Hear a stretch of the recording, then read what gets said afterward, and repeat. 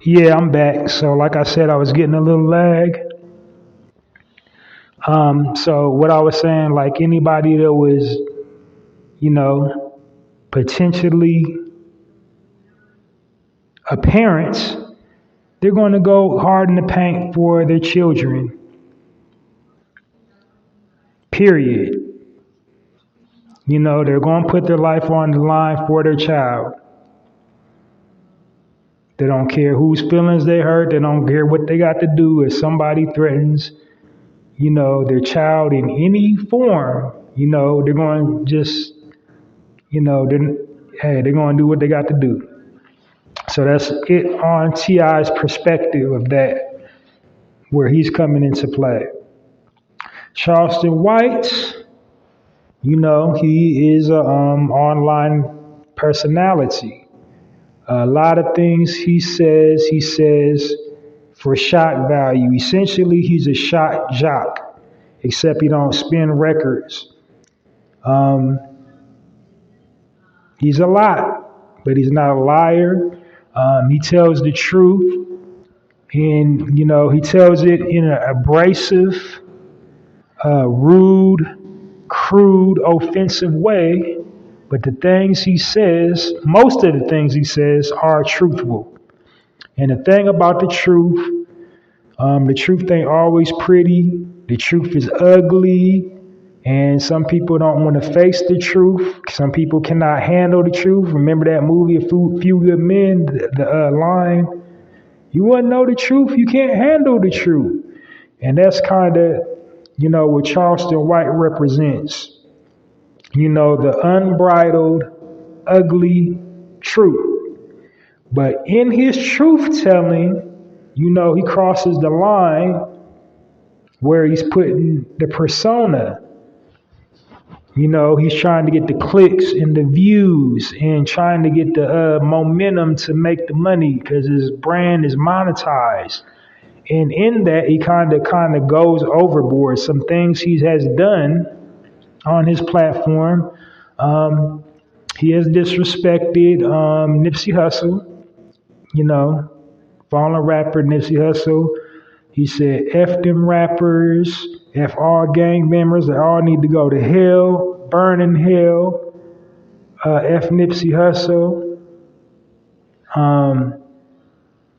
He's also attacked religious groups. He often says anti-inflammatory remarks against the Nation of Islam. He's done a video where he took a Final Call newspaper, took Elijah Muhammad's picture and tore it up and blew his nose on it. Here's what I think about the Nation of Islam and their leader. Here's Elijah Muhammad's picture and then blew his nose on it, like on camera. No cat. He's also, we kind of need people like that to tell the truth sometimes because, in this entertainment industry, we be so mystified by these celebrities and we grow a fondness for a person that we don't even know. We never physically met, don't know them from a hole in the ground, but we love their art form. We love them as an actor or an actress. We love them as a recording artist. And from that, in our eyes, they can do no wrong. But people like Charleston White, they point out that wrong. They point out that foulness. And, it's like, you was wrong for that. You was foul for that. He analyzes the lyrics. He's talking about touching on little girls in his rap lyrics. And there be people like legendary artists. But then when you say it, like, damn, he sure did, didn't he? And we've been dancing and bopping to it for years. And ain't nobody never said nothing. So he represents that ugly truth part of it. Now here's where I'm going to attempt to assess, try to, connect the dots. So T.I., he's already on the side, like, this is my parent, I'm a parent, it's my parental duty to protect mine. You got an issue with me, you come to me.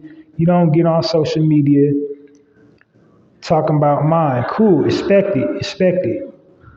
Charleston White says, his perspective is like, well, King is not a little baby anymore. He's a grown man. And the grown man responded to me. And I told some truth. Because King is making decisions now, doing things, headed, he got 1 foot in it, and then, 1 foot not in it. And when you got 1 foot in it, what end up happening is you're going to go to jail or you're going to die. And that's basically like with Charleston White, the perspective he was coming at it, I believe. I'm not trying to put words in his mouth. I'm not condoning or stamping nothing he's saying. I'm just like, I'm mediating. Hey, I'm mediating. He didn't say it in in that fashion, the fashion I'm saying that he was getting his point across. He said it in the offensive, like brand building way, the shock jock way. He said it in the shock jock way.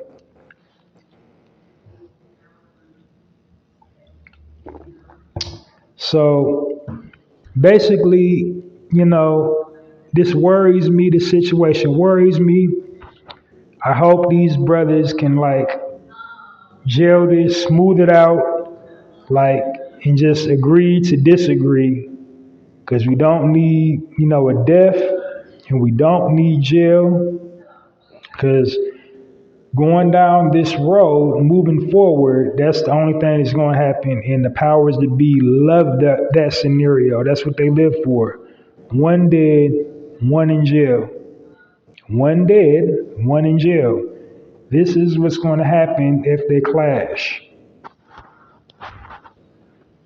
Now, who's sincere? Which one of them is sincere? Like I said, I don't know either one of them about their intention.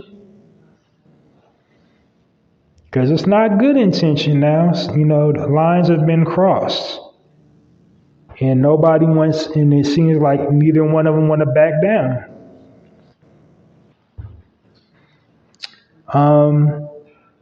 Like I said, I'm waiting with great anticipation, and I'm saying great anticipation because I'm trying to X hope out of my vocabulary. You can refer back to a speech from Dick Gregory on the word hope. So I'm trying to X hope out of my vocabulary, but I'm waiting with great anticipation that they just move forward amicably and agree to disagree. And Charleston don't say no more videos on T.I. T.I. don't expel any more energy on Charleston White. You are a leader in the community. You have created so much opportunity. A lot of people depend on you. So, we don't need you dead or in jail. Charleston White. He talks a lot of ish, but we don't need him dead or in jail because, like I said, people like him do serve a purpose. They're that ugly, gritty truth. They're that ugly, gritty truth, and sometimes we need to see it and hear it for it to register. And then, like I said, it might sound like I'm leaning towards, Charleston White side by the road I'm fitting to go down, but I'm not. I'm neutral. I'm not on nobody's side. But it's seeming like art is starting to imitate life.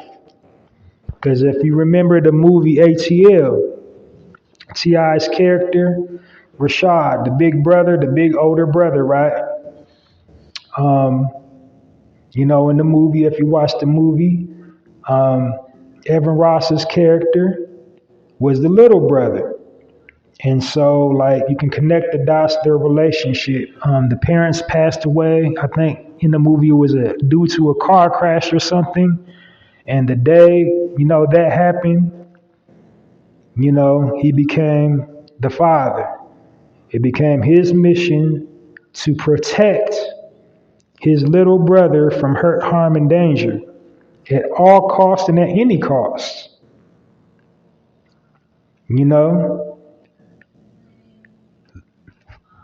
Big brother became father in that movie. And I'm going somewhere with it. The most pivotal, impactful scene of that movie is when his character got shot. Evan Ross's character, he made the grown man decision to have one foot in it. Took some product, couldn't come back with the product or money. And so, Big Boy's character, I already told him, the rules of the game. You violate the rules of the game, you get violated. So Big Boy's character came back to violate. T.I.'s character intercepted and, tried to shield and cover, little brother, like in that moment. But he was then cut to the scene where he gets shot. He's laying in the hospital bed, and his life is flashing before his eyes.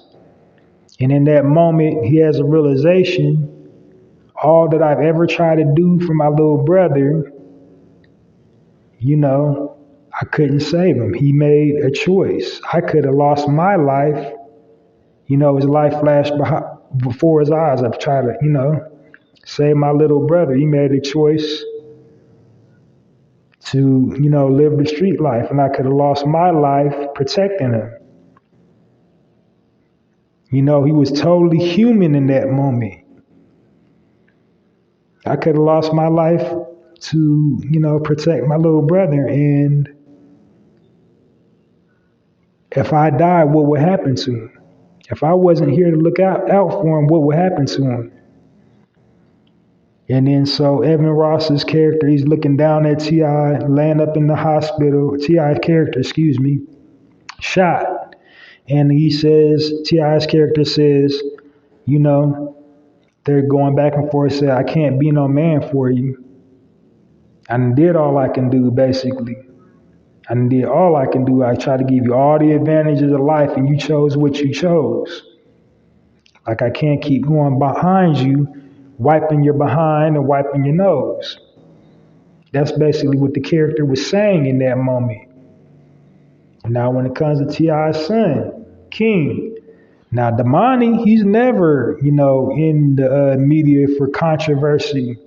Like, he's the super chill one. You don't never see Damani out of sorts. But the internet, for some reason, loves King. Like, we done seen King get in fights, and we seen King go back and forth with the QSR worker.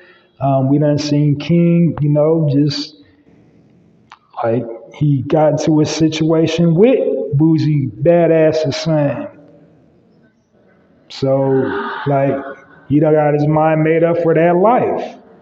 And I believe what Charleston White was basically saying in that moment was like to Boosie and to T.I., like, it's going to be a situation out there that y'all can't protect them because they grown men now. They're always going to be your babies, of course, but when you make a grown man decision, it's going to be something that y'all can't protect them from. And like, are they doing it? Are they getting into the things they're getting into because they just feel like that they're young and they're young and brolicky and just feel like they really that N-word? Or are they doing it because if it gets too hairy, I'm going to call my daddy. Anybody mess with me, I'm going to call my daddy. I'm going to call my daddy, fool. You know what I mean? And that's the difference between them and their sons. When they was in the streets, they didn't have no umbrella. They didn't have uncles and cousins and big brothers. They had to walk it down and, deal with the consequences. Now, their sons is a different story. They done got afforded every luxury in life to succeed.